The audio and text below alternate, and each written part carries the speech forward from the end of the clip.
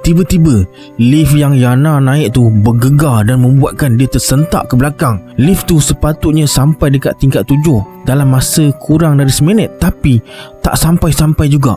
Kemudian Yana tengok nombor dekat dinding lift tu, baru tingkat 1, tapi tanda anak panah bergerak. Nampak bergerak, menunjukkan lift tu tengah bergerak naik ke atas. Tapi kenapa dari tadi dekat tingkat 1 je? Tiba-tiba kedua-dua makhluk tersebut muncul dari arah belakang Yana dan bergerak dengan perlahan sambil tunjukkan wajah yang marah dan tak puas hati.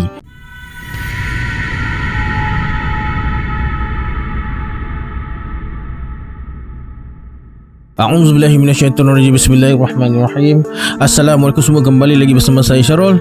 Terima kasih sebab dah klik video ni. Semoga yang menonton video ni ditambahkan rezeki dan dipermudahkan urusan dunia dan akhirat. Okey, hari ni saya akan kongsikan kisah Yana yang bekerja di sebuah hotel dan diganggu oleh 2 ekor makhluk gaib yang tiba-tiba je muncul dalam hidup dia. Hingga akhirnya Yana terpaksa dimasukkan ke hospital sebab gangguan tu. Nak tahu kisah dia macam mana? Tonton video ni sampai habis. Okey, ini dia 5 random shoutout pada subscriber Syarul Chapter.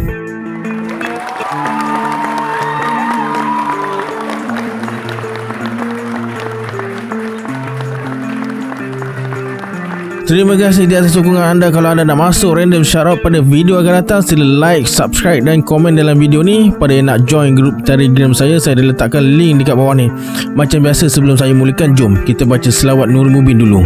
Sallallahu Rabbuna ala nuril mubin Ahmad al-Mustafa Sayyidil Mursalin. Sallallahu Rabbuna ala nuril mubin Ahmad al-Mustafa Sayyidil Mursalin. Sallallahu Rabbuna ala nuril mubin Ahmad al-Mustafa Sayyidil Mursalin. Tanpa membuang masa lagi, jom let's jump to Rabak Seram.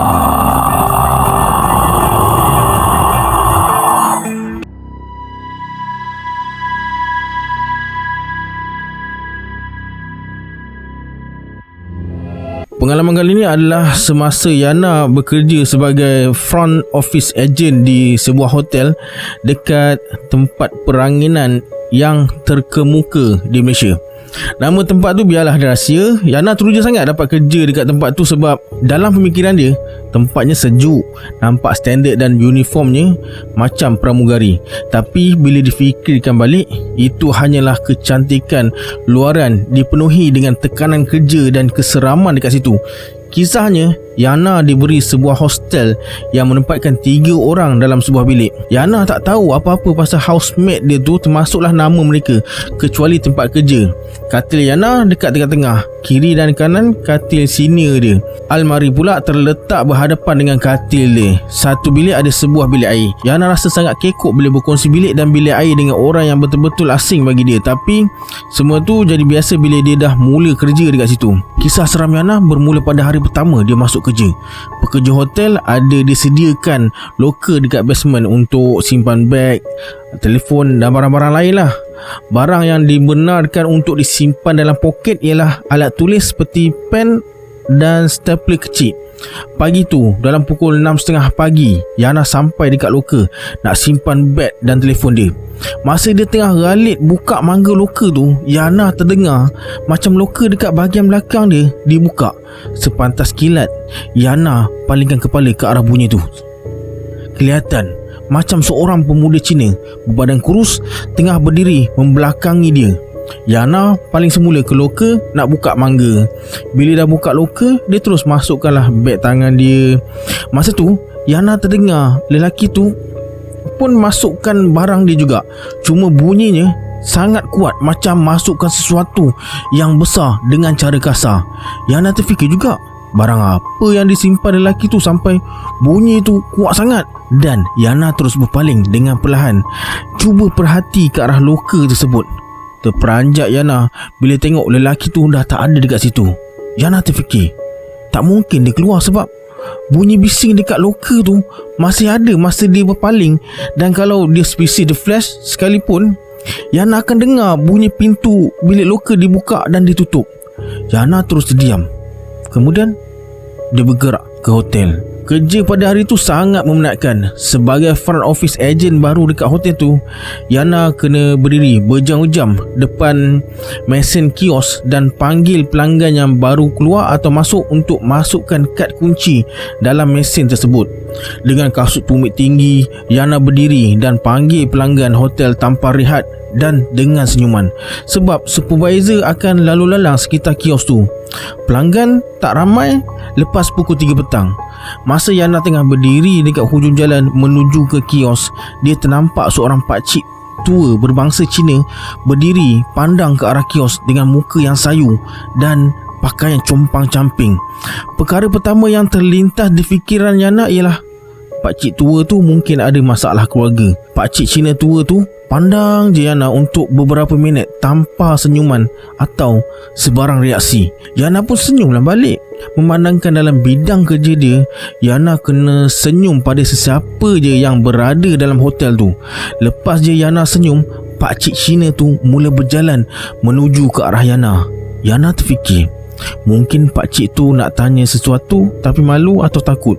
Yana hanya tunggu pakcik Cina tu sampai ke tempat kios tu. Pada masa yang sama, seorang polis bantuan yang bertugas dekat situ datang ke arah Yana untuk bertegur sapa. Sambil bercakap dengan polis bantuan tersebut, Yana palingkan kepala nak tengok pakcik Cina tu. Tapi pakcik Cina tu dah gaib. Yana terus tanya polis bantuan tersebut sama ada dia ada nampak pakcik tua tu atau tak.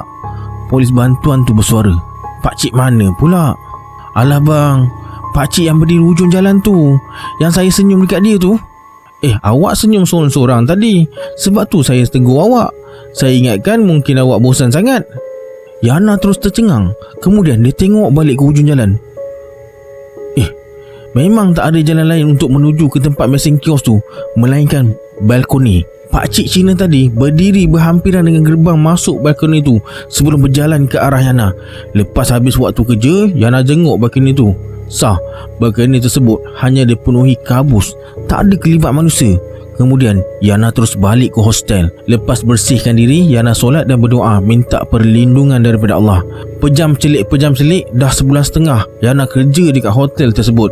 Dalam tempoh masa ni jugalah kedua-dua makhluk ni masih aktif dengan aktiviti harian mereka, iaitu pemuda Cina tu dekat loker dan orang tua Cina tu dekat laluan nak ke kios. Cuma bezanya semakin hari semakin berani mereka tunjukkan diri dekat tempat lain, macam dekat cafeteria dan laluan parking basement ke tempat kerja. Dan ada juga muncul lebih dekat dengan Yana.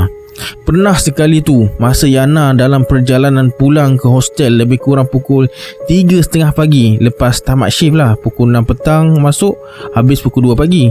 Kelibat pemuda dan orang tua Cina tu muncul dekat parking basement. Yana berkata dalam hati, "Oh, saling kenal ni."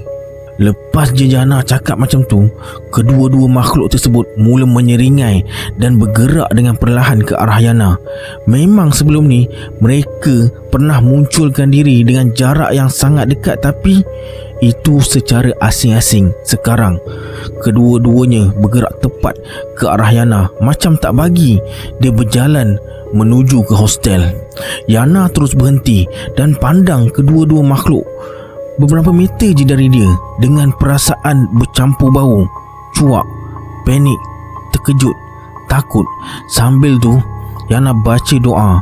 Kedua-dua makhluk tu nampaknya terkesan dengan bacaan doa tu, namun masih bergerak ke arah Yana. Dan akhirnya bila mereka berada dalam jarak 2 meter dari Yana, Yana terus bersuara, "Apa kamu berdua ni nak ha? Jangan kacau lah." Tak semena-mena kedua-dua makhluk tu mula menangis dengan sayu.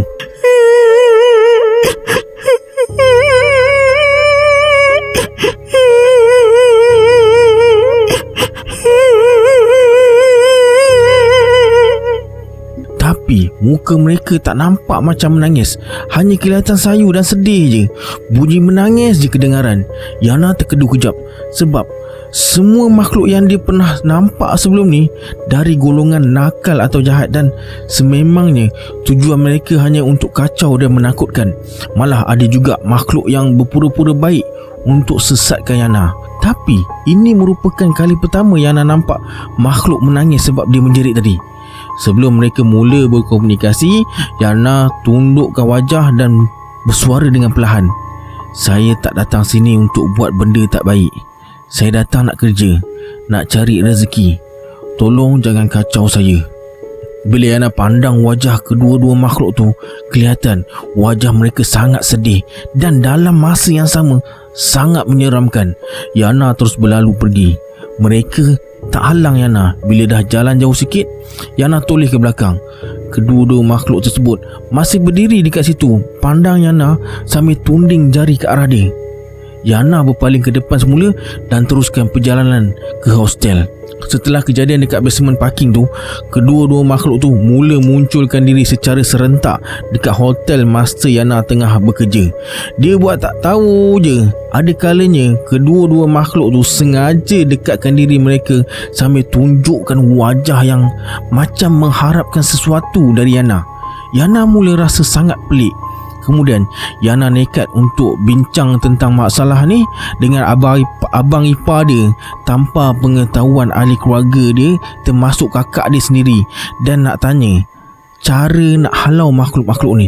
Sebab abang ipar dia boleh dikatakan pandailah dalam hal makhluk gaib ni. Dahlah berdepan dengan tekanan kerja, sekarang berdepan dengan mereka pula.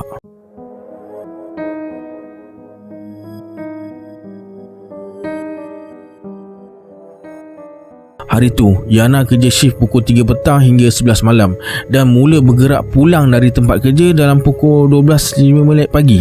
Sepanjang perjalanan dari tempat kerja hingga ke lift bangunan hostel, mereka tu tak muncul. Setelah naik lift, Yana mula bersuara secara perlahan. "Mereka dah takut lah tu.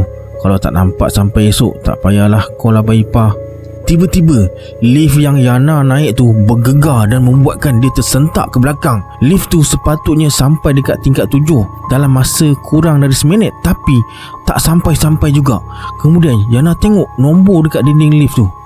Baru tingkat 1, tapi tanda anak panah bergerak. Nampak bergerak, menunjukkan lift tu tengah bergerak naik ke atas. Tapi kenapa dari tadi dekat tingkat 1 je?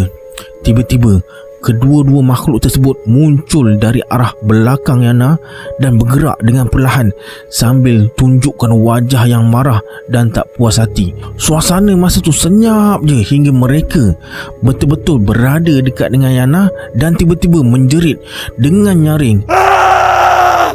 Yana pun menjerit ketakutan sambil tutup mata dan telinga sebab wajah mereka sangat menakutkan. Tak lama kemudian, keadaan jadi senyap semula. Dengan perlahan-lahan Yana buka mata. Alangkah terkejutnya, mereka masih ada dekat situ, merenung Yana dengan reaksi wajah yang marah kejap, sedih kejap. Tiba-tiba bunyi lift tersebut membuatkan Yana tersentak. Dah sampai tingkat 7, kedua-dua makhluk tu terus gaib. Cepat-cepat Yana keluar dari lift dengan perasaan keliru. Bila tiba depan pintu hostel, Yana buka beg nak ambil kunci. Tapi Yana tersedar yang dia tengah genggam secebis kertas, agak-agak kertas A4 yang separuh dikoyak, separuh, yang dah renyuk pun. Dia terus buka kertas tu. Ada tulisan Cina. Semakin berkerut muka Yana.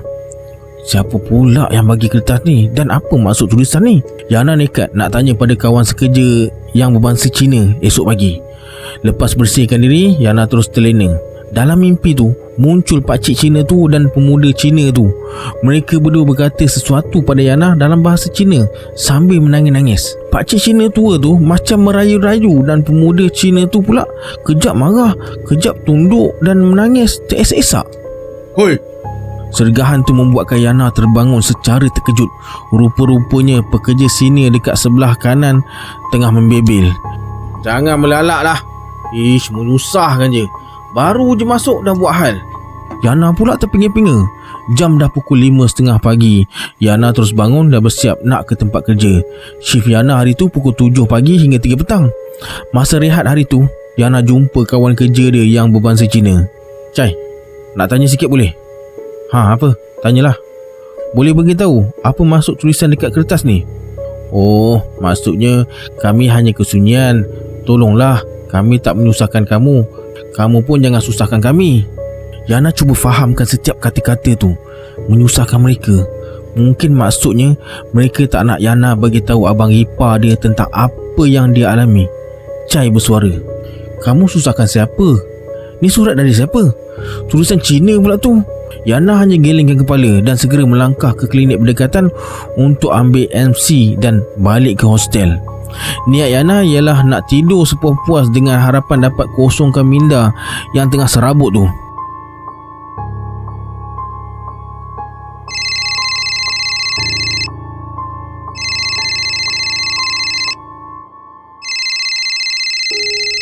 Yana terbangun dan tengok keluar tingkap. Hari dah gelap, mungkin dah pukul 7 lebih kot. Telefon masih berdering lagi. Nama dekat skrin telefon dari kakak dia. Yana terus menjawab. "Hello, Yana, awak okey ke?" Yana pelik. Yang bercakap ialah abang ipar dia dan kenapa tiba-tiba dia tanya okey ke tak? "Hello abang, saya okey. Kenapa?" Abang ipar cakap dia rasa tak sedap hati sejak 2 hari lepas. Dan bila ayah abang ipar Yana ni buat solat dekat rumah, ayahnya cakap ada salah seorang ahli keluarga kakak Yana berada dalam masalah. Semua ahli keluarga Yana ada berdekatan kecuali Yana. Sebab itulah abang ipar Yana terus call Yana. Yana terdiam. Kemudian mula bagi tahu abang ipar dia tentang semua yang dia alami sejak tinggal bekerja dekat hotel tu. Abang ipar Yana hanya berkata okey dan akan ikhtiarkan sesuatu dan terus putuskan talian. Yana duduk atas katil sambil fikir. Aik jawab macam tu je. Kemudian Yana tengok jam sebab perut dia dah terasa lapar sangat. Dah pukul 10.30 malam rupanya. Cepat-cepat dia mandi dan turun ke kafeteria dekat hostel tu. Dekat kafe tu, Yana nampak kedua-dua makhluk tu berada dekat situ. Terbantuk selera makan Yana. Yana terus bungkus semua makanan dan bergerak keluar dari kafe menuju ke lift. Yana dapat rasakan mereka berdua tu ikut dia daripada belakang. Yana tekan butang lift. Bila pintu lift terbuka, Yana nampak kedua-dua makhluk tu dah berada dalam lift tersebut. Yana terfikir kejap, kalau dia naik lift lain pun mesti mereka akan ikut juga. Dia terus je lah naik lift tu. Yana tengok je dengan ekor mata dia. Mereka hanya tenung dengan wajah yang sangat menyeramkan. Lift terus bergerak dan tak berhenti dekat tingkat 7. Berkali-kali Yana tekan tingkat 7 tak, dengan harapan lift tu akan berhenti. Tapi tak berhenti-henti juga. Bila lift terus naik ke tingkat seterusnya, Yana terus berhenti tekan butang lift dan berdiri dengan tenang sambil menyilang tangan. Kedengaran bunyi dengusan dekat tepi kedua-dua belah telinga dia. Tapi Yana buat bodoh je. Lift berhenti dekat tingkat 11. Yana tak pernah jelajah bangunan hostel tu. Yang dia tahu hanyalah tingkat 7. Pintu lift terbuka. Yana jenguk keluar. Nak tengok keadaan dekat luar lah. Tak semena-mena Yana ditolak daripada belakang. Lutut dan pergelangan tangan dia terasa sakit sangat, tapi tak ada luka atau darah yang kelihatan. Cepat-cepat Yana terus pusing ke belakang dan pandang pintu lift yang tengah nak tutup tu. Mereka tak ada dalam lift. Kemudian Yana bangun dengan perlahan dan pandang kawasan sekeliling. Keadaan sangat gelap. Dengan bantuan daripada cahaya bulan, Yana dapat rasakan yang dia berada dekat rooftop terrace. Ada rooftop terrace dekat bangunan ni? Yeah. Terdengar suara terbisikan dekat telinga Yana. Dengan pantas Yana toleh ke arah bisikan tu, namun tak ada sesiapa yang kelihatan. Kemudian terdengar suara ketawa macam ejek Yana.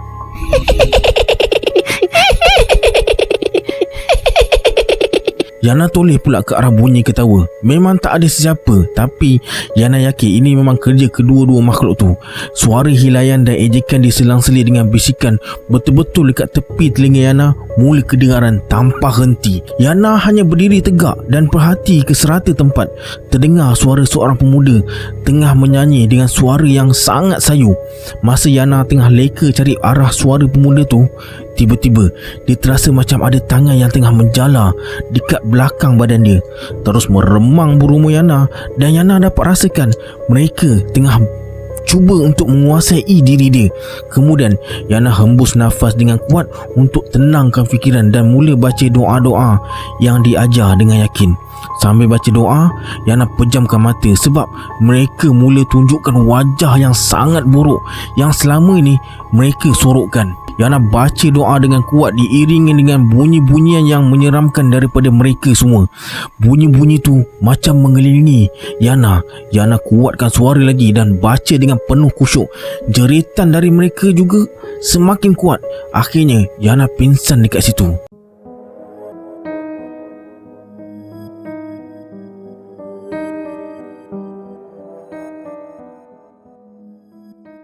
Bila Yana buka mata, orang pertama yang dia nampak ialah mak dia. Yana ingat dia masih berada dekat rooftop terrace tu. Yana bersuara, "Mak, buat apa dekat sini? Tempat ni bahaya." "Cuba kamu tengok sekeliling kamu. Apa yang bahayanya dekat hospital?" Yana tengok sekeliling. Memang betul dia dah berada dekat ward. Bukan mak je ada, ayah, abang ipar dan kakak dia pun ada dekat situ. Kemudian abang ipar Yana beritahu apa yang telah berlaku. Menurut abang ipar Yana, dia dijumpai oleh salah seorang penghuni hostel depan lift dalam keadaan tak sedarkan diri. Penghuni tu terus laporkan pada warden. Warden lah yang bawa dia ke hospital dan hubungi mak Yana. Terlopong Yana dengar penjelasan daripada abang ipar dia tu. Petang tu juga Yana dah boleh keluar dari hospital. Mak dia bersuara, "Dah, lepas ni kita pergi hotel tu bagi surat berhenti kerja. Pack barang kamu dekat hostel dan balik ikut kami." Jadi Yana terpaksa bagi surat berhenti kerja 24 jam atas alasan kecemasan. Setelah seminggu berhenti kerja, Chai ada telefon dia. Bila Yana bagi tahu tentang rooftop terrace tu, Chai bersuara, "Rooftop terrace? You gila ke? Mana ada rooftop terrace lah. I ada kawan dekat tingkat 10. So I tahu sangat tingkat 10 ialah tingkat paling atas." Yana terus terdiam, 1000 bahasa. Okey, itu dia kisah seram yang Yana alami. Kalau anda suka dengan cerita ni, boleh tengok cerita ni pula. Kita berjumpa di video akan datang. Saya Syarul. Assalamualaikum. Adios.